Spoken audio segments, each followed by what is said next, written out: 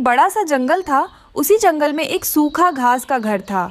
उसी घर में रीमा चिड़िया अपनी बेटी मीणा के साथ रहा करती थी। उनका घर बहुत कमजोर था, जगह जगह से टूटा हुआ था। रीमा चिड़िया बहुत ही मेहनती चिड़िया थी। वो तो कबूतर के खेत में काम किया करती थी। क्या बात है मीना बेटी, आज तुम इतनी परेशान क्यों लग रही हो? माँ, मुझे बहुत डर लग रहा है माँ, क्योंकि बारिश का मौसम है ना, तो कभी भी बारिश हो सकती है। हमारा घर तो जगह जगह से टूटा हुआ है ना। तुम चिंता मत करो मीना बेटी, कल मैं कबूतर के पास जाकर कुछ उधार पैसे लेकर किसी तरह हमारे घर को मरम्मत करूंगी। इस तरह शाम हो जाती है। शाम होते ही बारिश भी शुरू हो जाती है। बारिश के कारण रीमा और उसकी बेटी मीना बहुत डरे हुए थे। माँ, बाहर देखी ना माँ, कितनी जोरों की बिजली गरज रही है। मुझे तो बहुत डर लग रहा है माँ। तुम डरो मत मीना बेटी, आज रात किसी तरह सो जाओ। कल सुबह होते ही मैं कुछ न कुछ करती हूँ। किसी तरह मीना तो सो जाती है, मगर पूरी रात रीमा चिड़िया अपनी बेटी का ध्यान रख रही थी। इस तरह सुबह हो जाती है। सुबह होते ही रीमा चिड़िया केले के पत्तों से अपना घर ठीक कर रही थी। माँ, क्या इस केले के पत्तों से हमारा घर ठीक हो जाएगा? पता नहीं बेटी, किसी तरह आज एक रात बारिश न हुई तो मैं कल सुबह किसी तरह नया घर बना दूंगी। ऐसा कहकर रीमा चिड़िया सीधा कबूतर के पास पैसे मांगने के लिए जाती है। कबूतर भैया, क्या आप मुझे थोड़े से पैसे उधार दे सकते हो? मेरा घर जगह जगह से टूटा हुआ है। अब तो बारिश का मौसम चल रहा है ना, मेरा घर कभी भी टूट सकता है। इसीलिए मैं किसी तरह काम कर कर आपके पैसे ज़रूर से चुका दूंगी। मुझे माफ़ करना रीमा बहन, अब तो मेरे पास पैसे नहीं हैं। अगर तुम और कुछ दिन इंतज़ार कर सकोगी तो मैं ज़रूर से तुम्हें पैसे दूंगा। रीमा चिड़िया बहुत निराश हो जाती है और वो उड़ते उड़ते सीधा कलुए के पास जाती है। जाकर कलुए को सारी बात बताने लगती है। मुझे माफ़ करना रीमा बहन, अब तो मेरे पास इतने पैसे नहीं हैं, मगर मैं तुम्हारी सहायता ज़रूर कर सकता हूँ। कैसे कलवे भैया? अगर आज रात जोरों की बारिश हो गई तो तुम अपनी बेटी मीना को लेकर सीधा मेरे घर आ जाना और तुम नया घर बनाने तक मेरे घर में आराम से रह सकती हो। आपका बहुत बहुत धन्यवाद कलवे भैया, अगर आप ना होते तो पता नहीं मेरा क्या होता। धन्यवाद की कोई बात नहीं रीमा बहन, तुम तो मेरी दोस्त हो, दोस्ती दोस्त का सहायता करते हैं। इस तरह रीमा चिड़िया खुशी से अपने घर वापस आ जाती है। शाम हो जाती है। शाम होते ही फिर से जंगल में धुआंधार बारिश शुरू हो जाती है। बारिश के कारण रीमा चिड़िया का घर धीरे धीरे से हिलने लगता है। मम्मा देखो ना मम्मा, हमारा घर तो हिल रहा है। मुझे तो बहुत डर लग रहा है। मीना बेटी, अब तो हम लोगों को इस घर छोड़कर जाना होगा। जल्दी से अपना ज़रूर का सामान उठा लो, ये घर कभी भी टूट सकता है। वो माँ बेटी अपना ज़रूर का सामान लेकर जैसे ही बाहर आते हैं, उनका घर टूट जाता है, टूटकर बिखर जाता है। मम्मा देखिए, हमारा घर टूट गया है। अब हम लोग कहाँ जाएंगे? मीना बेटी, सीधा कलवे भैया के घर चलो। आज रात हम लोग वहीं पर ही रहेंगे। ऐसा कहकर वो दोनों सीधा कलुए के पास जाते हैं। जाकर उनके घर पर दस्तक देते हैं। कलुआ कौवा तो आराम से बैठा हुआ था अपने परिवार के साथ अपने मजबूत से घर में। कलवे भैया, जल्दी से दरवाज़ा खोलिए, मेरा घर टूट चुका है, मेरी बेटी बारिश में भीग रही है। लेकिन कौवा तो छुपता, वो तो कुछ भी नहीं कह रहा था। काफी देर तक रीमा चिड़िया ऐसे ही पुकारने लगती है। माफ करना रीमा बहन, हमारे घर में इतनी जगह नहीं है कि तुम्हें और तुम्हारी बेटी को रख सके। हाँ रीमा बहन, मैं तो ऐसे ही कह रहा था। मुझे नहीं पता था कि आधी रात जोरों की बारिश होगी और तुम्हारा घर टूट भी जाएगा।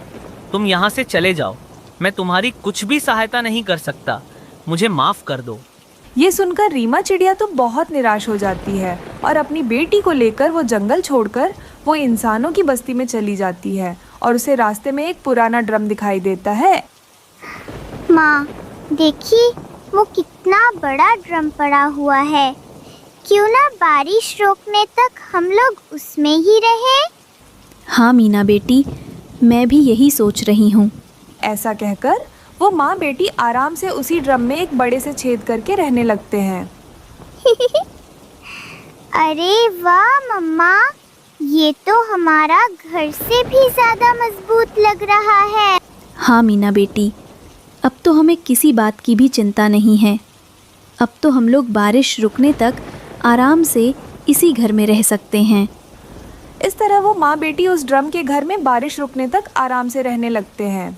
मम्मा, मेरे गले में बहुत दर्द है और खांसी भी आ रही है। मीना बेटा, तुम कल शाम तक तो ठीक थी, अचानक से ये कैसे हो गया? मैं अभी बुलबुल डॉक्टर के पास जाती हूँ। अंकल अंकल, मुझे तीखा वाला 1 प्लेट मोमोज दे दे। अभी देता हूँ, पहले पैसे लाओ। फिर कीकी एक जगह आराम से बैठकर मज़े मज़े से मोमोज खाने लगता है। मोमोज खाते ही उसे खांसी और पेट में दर्द शुरू हो जाता है। ये क्या? मेरे गले में इतना दर्द क्यों हो रहा है? मुझे जल्दी से घर जाना होगा। फिर कीकी जल्दी से वहाँ से उड़कर अपने घर चला जाता है। कलुए जी, मोमोज में लाल वाली चटनी बनाने के लिए घर में टमाटर ही नहीं है। गोरी लाल वाली चटनी बनाने के लिए टमाटर की क्या जरूरत? पानी मिलाओ और उसमें लाल रंग मिलाओ और सारे मसाले एक ही बार में डालकर अच्छे से मिला लेना, बन गई हमारी मोमोज की चटनी। कलुए जी, मोमोज में मुनाफा तो बहुत अच्छे से हो रहा है। अगर पक्षियों को मालूम पड़ गया तो हमारी बहुत अच्छे से पिटाई होगी। गोरी, किसी को क्या मालूम पड़ेगा? हम लाल वाली चटनी रंगों से बनाते हैं। मम्मा, मेरे गले में बहुत दर्द हो रहा है। मैंने कलवे अंकल से 1 प्लेट मोमोज खाई, तब से मुझे गले में दर्द हो रहा है। पति जी, मैंने आपसे पहले भी कहा था, उस कलुए के मोमोज में कुछ तो गड़बड़ है। उसे खाते ही सब छोटे पक्षी बीमार पड़ रहे हैं। अगर आप सबने आपके बच्चों का ख्याल रखना है तो ध्यान रखना होगा उन कौवे पर कि वो क्या कर रहे हैं। मैं अभी बुलबुल के पास जाता हूँ और कीकी के गले के लिए दवा ले आता हूँ। कबूतर बुलबुल के पास जा ही रहा था, उसे रास्ते में रीमा चिड़िया मिल जाती है। रीमा बहन, तुम कहाँ जा रही हो? क्या बताऊं कबूतर भैया, मेरी मीना के गले में बहुत दर्द है। चिड़िया बहन, मेरे बेटे कीकी के गले में भी बहुत दर्द हो रहा है। उसने कलवे के मोमोज के ठेले पर मोमोज खरीद कर खाया था। हाँ, याद आया, कल मेरी बेटी मीना ने भी मोमोज खाया उस कलवे कव्वे से खरीद के। इसका मतलब वो कव्वे कुछ मोमोज में मिलावट कर रहे हैं, इसीलिए सबके गले में दर्द हो रहा है। चिड़िया, हम दोनों को बुलबुल के पास जाना चाहिए। तोता अपने बेटे छोटे मिट्ठू को लेकर पहले से बुलबुल के पास आया हुआ था। नहीं नहीं, मुझे टीका नहीं लगवाना पापा, मुझे टीका नहीं लगवाना पापा। बेटा, तुम रात भर गले के दर्द से सो नहीं पाए, टीका लियोगे तभी तो ठीक होगा ना। मिट्ठू, क्या तुम्हारे बेटे के गले में भी दर्द हो रहा है? हाँ दोस्तों, पता नहीं उन दुष्ट कौवे ने मोमोज में क्या मिलावट की। मोमोज खाते ही मेरे बेटे के गले में दर्द शुरू हो गया। अगर आप सबने आपके बच्चों का ख्याल रखना है तो ध्यान रखना होगा उन कौवों पर कि वो क्या कर रहे हैं। वो सब बुलबुल से दवा लेकर अपने अपने घर चले जाते हैं।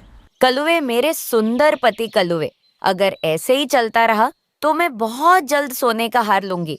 मैं जाकर मोमोज तैयार करता हूँ और तुम केमिकल वाले रंग से चटनी बना दो। कबूतर भैया, आप कलवे के मोमोज के ठेले के पास जाकर छुप जाना और उन पर ध्यान रखना। तब तक तोते को बुलाकर लाती हूँ। अगर वो कौवे कुछ गलत करते हुए पकड़े गए तो हम सब उन्हें जंगल से निकाल देंगे। ठीक है रीमा, थोड़ा जल्दी आना, तुम्हारा इंतजार करूंगा। फिर कबूतर कौवों के आने से पहले ही पौधों में जाकर छिप जाता है। थोड़ी देर बाद कौवे भी अपने ठेले के पास आ जाते हैं और आपस में बातें करने लगते हैं। गौरी, ये सब मेरे मामा जी का कमाल है, जिसने हमें केमिकल वाली लाल चटनी बनाने का तरीका बता दिया। उनकी बातें कबूतर पीछे से सुन रहा था। अच्छा तो ये बात है कलुवे, वो रंग की बोतल कहाँ है? जल्दी से दे दीजिए ताकि मैं चटनी बना सकूं। तभी कबूतर पौधों में से आकर गोरी से केमिकल वाली बोतल छीन लेता है। दुष्ट कव्वो, तुम दोनों हमारे बच्चों की जिंदगियों से खेल रहे हो। हम सब तुम दोनों को छोड़ेंगे नहीं। वे कबूतर चल भाग, यहाँ से हम 2 हैं और तू 1, हम दोनों तुझे मार मार के बंदर बना देंगे। चिड़िया भी वहाँ पर तोते को लेकर वहाँ पहुँच जाती है। गौरी, कबूतर अकेला नहीं है। इस बुरे काम को रोकने के लिए हम सब कबूतर के साथ हैं। भागो गोरी, जल्दी से यहाँ से भागो। कौवा और कौवी वहाँ से भागने लगते हैं, मगर पक्षियाँ उन्हें पकड़कर उनकी खूब पिटाई करते हैं और उन दोनों का ठेला भी तोड़ देते हैं। ऐसे कौवों को उनकी बुरे कामों की सजा मिलती है। एक बड़ा सा जंगल था। उसी जंगल में रीमा चिड़िया अपने पति टुन्नू के साथ बहुत खुशी से रहती थी। टुन्नू जी, ये जंगल कितना सुंदर जंगल है। चारों तरफ हरियाली ही हरियाली। ये जंगल ने हमें खाने के लिए भोजन दिया और पीने के लिए पानी, रहने के लिए घर। क्या कुछ नहीं दिया हमें इस जंगल ने। हाँ रीमा, ये जंगल अब हमारा है। इस जंगल को छोड़कर हम दोनों कहीं भी नहीं जाएंगे। दूसरी तरफ उसी जंगल में कलुआ कौवा अपनी पत्नी गौरी और अपने बेटे कुक्कू के साथ रहा करता था। कलुवे जी, आप कितनी देर ऐसे ही सोकर रहेंगे? कुक्कू को भूख लगी है, जंगल जाकर कुछ फल या अनाज लेकर आई। अरे गौरी, तुम हमेशा मुझे ही क्यों सारा काम कहती हो? तुम खुद ही जाकर फल लेकर आना और अपने बच्चों को खिलाना। मुझे बस सोने दो। कलुवे जी, मुझे गुस्सा मत दिलाओ। अभी आप जाते हो या नहीं? अगर आप नहीं गए ना तो देखना, मैं अपने बेटा को लेकर अपने मायके चली जाऊंगी। अरे गौरी, तुम गुस्सा क्यों होती हो? तुम गुस्सा मत होना। मेरे पास एक बहुत बड़ा उपाय है। देखना, मैं इस उपाय से ढेर सारे फल और अनाज काम आऊंगा। तुम यही बैठी रहो, मैं अभी आता हूँ। ऐसा कहकर कलुआ कौवा सीधा इंसानी लकड़हारे के पास जाता है। क्या बात है कौवे, तुम मेरे पास क्यों आए हो? लकड़हारे, मेरे पास एक बहुत अच्छा उपाय है जिससे तुम ढेर सारे पैसे कमा सकते हो।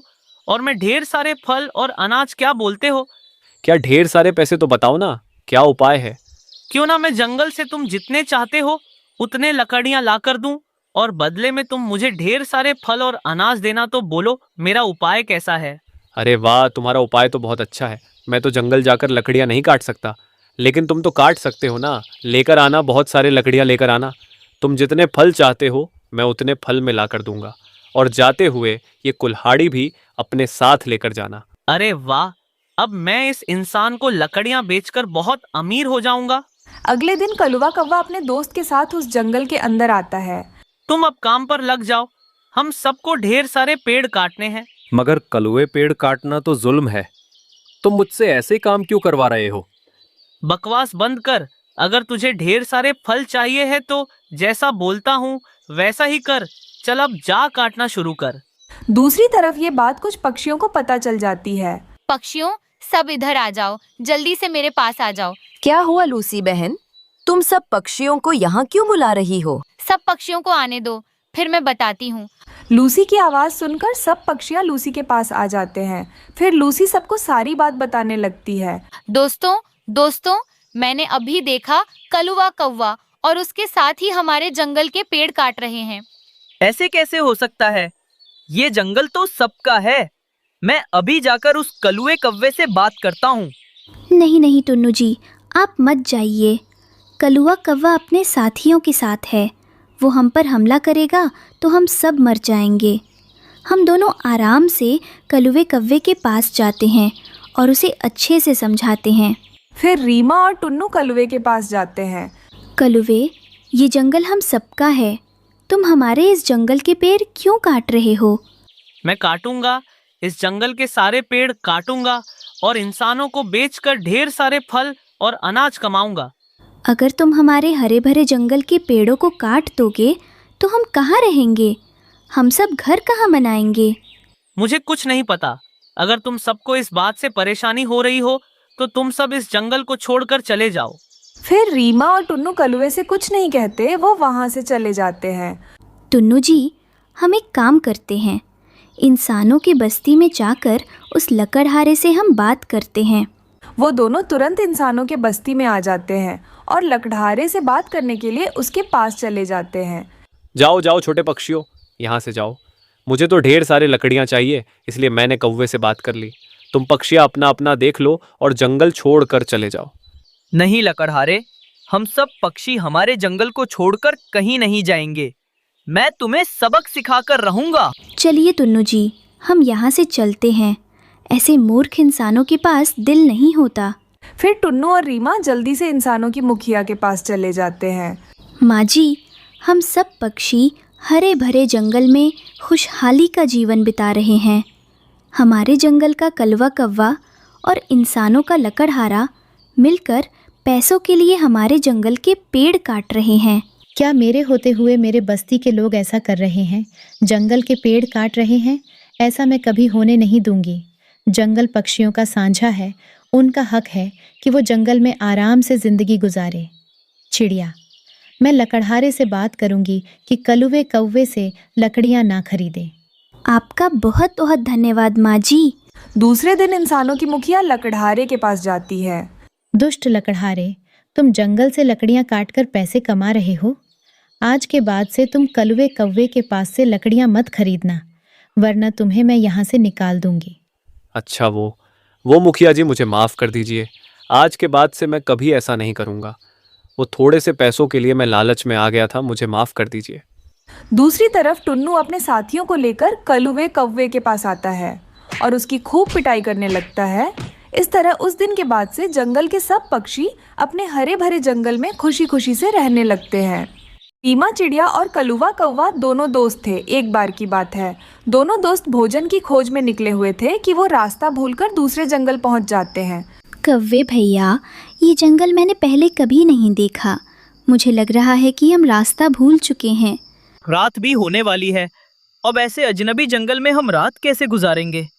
हमें किसी पक्षी के घर आसरा लेना होगा, वरना कोई खतरनाक जीव हमें खा जाएगा। यहाँ बैठकर समय जाया करने से अच्छा है हम आगे बढ़ें। वो उड़ते हुए जा रहे थे कि उन्हें एक घोंसला दिखाई देता है। दोनों जाकर वहां पर दस्तक देते हैं। घोंसला से एक तोता बाहर निकलता है। मैं नहीं जानता आप कौन हो। तोते, हम रास्ता भूलकर इस जंगल में आ गए हैं। हमें अपने घोंसले में आश्रय दे दो। सुबह होते ही हम दोनों यहाँ से चले जाएंगे। आपकी बात तो ठीक है, मगर मेरा घोंसला कमज़ोर है, इतना मजबूत नहीं कि मैं आप दोनों को रख सकूं। हाँ, मैं दोनों में से किसी एक को रख सकता हूँ। धन्यवाद तोते, हम ऐसा नहीं कर सकते। हम एक दूसरे को नहीं छोड़ सकते। हम दोस्त हैं। चलो कव्वे भैया, कहीं और जाते हैं। मगर कौवा चुप था, वो कुछ भी नहीं बोल रहा था। कव्वे भैया चलो, हमें देर हो रही है, अंधेरा बढ़ रहा है। दोनों में से एक, तो फिर मैं यहाँ रह सकता हूँ। चिड़िया, तुम जाओ और अपने लिए कोई और आश्रय ढूंढ लो। कव्वे भैया, हम दोस्त हैं और ऐसे बीच रास्ते में कैसे मुझे अकेले छोड़ सकते हो? मुझे अकेली को डर लगेगा। जब जान की पड़ी हो तो अपनी जान बचाते हैं, ना कि दोस्ती को देखते हैं। कलुवा कौवा ऐसे कहते हुए तोते के घर में चला जाता है और चिड़िया बैठी कौवे को देखती रह जाती है। थोड़ी देर बाद चिड़िया भी उड़ती है और आगे बढ़ती है। वो सामने वाले घोंसले में तुम लेट सकते हो, मगर ज्यादा करवट ना बदलना। मेरा घोंसला कमजोर है, मैंने पहले ही बता दिया है तुम्हें। तोते, तुम चिंता ना करो। मैं जब सोता हूँ तो समझो पत्थर का बन जाता हूँ। एक भी करवट नहीं लूंगा।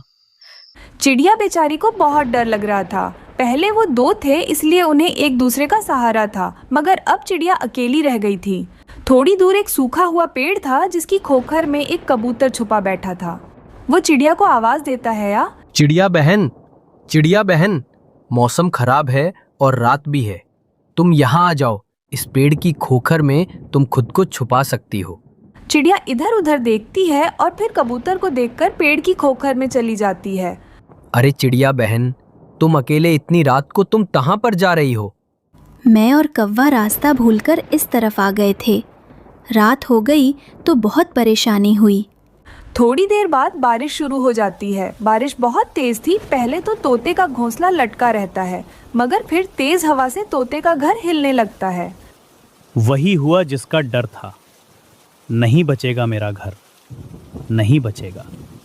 तोते ने अभी इतना कहा ही था कि उसका घोंसला टूट जाता है और धड़ाम से जमीन पर गिरता है। कौवा तोते की तरफ देख रहा था। अब क्या होगा ऐसी बारिश में? हम कहाँ जाएंगे? यहाँ से थोड़ी दूर मेरी बहन रहती है, मैं तो वहाँ जा रहा हूँ। और अब तुम सोचो कि तुम्हें कहाँ जाना है। ऐसे कहते हुए तोता वहाँ से चला जाता है। मैं अकेला रह गया। अगर चिड़िया मेरे साथ होती तो कोई ना कोई उपाय ज़रूर निकाल लेती। मैंने बहुत बुरा किया। मैंने अपनी दोस्त को छोड़कर बहुत बुरा किया। कौवा रोने लगता है और रोते हुए वहाँ से उड़ता है। लो, ये फल मैं बारिश से पहले सागर वाले जंगल से लाया था। कबूतर भैया, आप मुझे जानते भी नहीं हो और आपने मेरी इतनी मदद की। और एक वो मेरा बचपन का दोस्त मुझे रास्ते में ही छोड़ गया। तभी रोता हुआ कौवा भी वहाँ आ जाता है। कव्वे, तुम यहाँ? तुम तो तोते के घर में चले गए थे मुझे छोड़कर। टूट गया तोते का घर, टूट गया। चिड़िया, मुझे माफ़ कर दो। मैंने बहुत बुरा किया जो तुम्हें रास्ते में ही छोड़ दिया। नहीं कव्वे, किया हुआ विश्वास वापस नहीं आ सकता। मेरी और तुम्हारी दोस्ती ख़त्म हुई आज से। तुम्हारे और मेरे रास्ते अलग अलग हैं। फिर कौवा अपने गलती पर बहुत पछताता है और रोता हुआ वहाँ से चला जाता है और दूर जाकर एक पेड़ के नीचे पत्तों के नीचे अपना सर छुपाकर रोने लगता है। दूसरी तरफ रीमा चिड़िया कबूतर के घर में आराम से रहने लगती है। इस तरह कौवे को उसकी सज़ा मिल जाती है। जंगल में लंबा गर्मियों का मौसम खत्म होने वाला था। गर्मियों के मौसम के जाते ही सभी पक्षी अपने अपने घरों में सूखी लकड़ियां जमा करना चाहते थे, क्योंकि सर्दी के मौसम में सूखी लकड़ियों से आग जलाकर ही पक्षी अपने अपने घरों को गर्म रखा करते थे। कलुए जी, ये सारी लकड़ियाँ इकट्ठी कर लो और अगर कोई दूसरा पक्षी आए तो उन्हें हम यहाँ से भगा देंगे। इस बार हम किसी दूसरे पक्षी को एक भी सूखी लकड़ी जमा नहीं करने देंगे। कौवा और कव्वी, जो हमेशा दूसरे पक्षियों का बुरा सोचते थे, जंगल की सारी सूखी लकड़ियां जमा कर लेते हैं। तोती और कबूतर भैया, चलो कौवा और कव्वी कई दिनों से सूखी लकड़ियाँ जमा कर रहे हैं। हम भी जंगल जाते हैं और सूखी लकड़ियाँ जमा कर लेते हैं। चिड़िया, मैं कल गया था जंगल में सूखी लकड़ियाँ लेने, मगर उन कौवों ने मुझे डराकर वहाँ से भगा दिया। ये जंगल उनके बाप का नहीं है। चलो हम भी देखते हैं वो कैसे हमें रोकते हैं। रीमा चिड़िया अपने दोस्तों के साथ घने जंगल में चली जाती है। रुको रुको चिड़िया, ये लकड़ियाँ हमने जमा की हुई है। गोरी और कलुवे, इतनी सारी लकड़ियाँ तुम क्या करोगे? हमें भी थोड़ी लकड़ियाँ जमा कर लेने दो। अगर जान चाहते हो तो चले जाओ यहाँ से। अगर एक भी लकड़ी उठाई तो यही लकड़ी उठाकर सर में मार दूंगा। आओ मारो, मैं भी देखता हूँ। नहीं तोते भैया, हम इन कौवा से लड़ाई नहीं करेंगे। हम दूसरे जंगल चले जाते हैं। चिड़िया अपने दोस्तों को साथ लेकर दूसरे जंगल चली जाती है। वो सारा जंगल फिरते हैं, लेकिन वहाँ तो कोई भी सूखी लकड़ी ना थी। चिड़िया बहन, इस जंगल में तो कोई भी सूखी लकड़ी नहीं है। कबूतर भैया, अब हम ऐसा करते हैं कि अपने अपने घरों में भोजन जमा कर लेते हैं। अगर घर में भोजन होगा तो हमें भोजन की चिंता नहीं होगी। फिर वो सब लकड़ी छोड़कर भोजन जमा करने लगते हैं। वो मैदान में जाते हैं।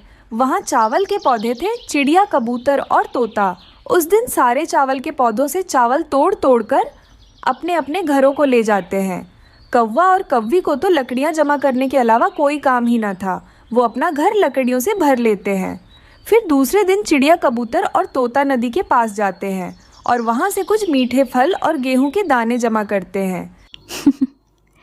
कबूतर और तोते भैया, क्या हुआ जो हम सूखी लकड़ियाँ ना जमा कर सके? हमने इतना दाना तो जमा कर लिया है कि अगर 2-4 दिन घर से बाहर बिना जाना हो तो हमारे घरों में खाना हो। चिड़िया, आग के बिना हम जी सकते हैं, मगर दाने के बिना तो कोई पक्षी जिंदा नहीं रह सकता। ऐसे ही कुछ दिन गुजर जाते हैं और फिर जंगल में सर्दी के साथ साथ बारिश भी शुरू हो जाती है। कौवा और कौवी के घर में तो लकड़ियों के सिवा कुछ भी ना था।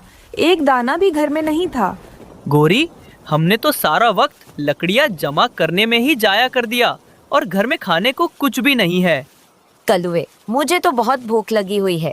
इन लकड़ियों को खाकर तो हम जिंदा नहीं रह सकते। अब हम क्या करेंगे? कौवा तेज बारिश में अपने घर से निकलता है और तोते के घर जाता है। तोते, तोते, दरवाजा खोलो मेरे दोस्त, मुझे 2-4 दाने दे दो। भाग जाओ यहाँ से, जाकर वो लकड़ियाँ खाओ जिन्हें जमा करने से तुम हमें रोक रहे थे लालची कव्वे। चले जाओ यहाँ से। कौवा वहाँ से चला जाता है। कबूतर तो कौवे की बात भी नहीं सुनता। दुष्ट कव्वे अगर दोबारा मेरे दरवाजे पर दस्तक दी तो मैं डंडे से मारूंगा। ना ना कबूतर, मुझे मत मारना, मैं तो गोरी के लिए दाना लेने आया था। फिर थक हार कर कौवा रीमा चिड़िया के घर जाता है। चिड़िया, चिड़िया मेरी बहन चिड़िया, दरवाजा खोल दो, मुझे भूख लगी है, मुझे दाना दे दो। दुष्ट कव्वे, काले कव्वे, मैं ऐसे दरवाज़ा नहीं खोलूंगी और ना ही तुझे दाना दूंगी। पहले मेरे लिए सूखी लकड़ियाँ लेकर आओ, फिर मिलेगा तुझे दाना। मैं अभी जाता हूँ चिड़िया, मैं अभी जाता हूँ और घर से लकड़ियाँ लेकर आता हूँ। फिर कौवा तेज बारिश में वापस घर जाता है और एक कटोरी लकड़ियों की लेकर आता है। ये लकड़ियाँ यहाँ रख दो और ये लो 2 दाने। अगर और दाना लेना हो तो आते हुए एक गठरी लकड़ियों की ओर लेते आना। चिड़िया, हमने लालच किया और लकड़ियाँ ही जमा करते रहे, लेकिन तुमने अकल से काम लिया और समय पर अपने घर में दाना जमा कर लिया। इसलिए ऐसे मौसम में आप अपने घरों में आराम से बैठे हुए हो और मैं, मेरा बेटा और गोरी बारिश में भूखे मर रहे हैं। हाँ, इसीलिए तो कव्वे भैया कहते हैं कि लालच बुरी बला होती है। इस तरह कौवे को उसकी गलती की सजा मिल जाती है।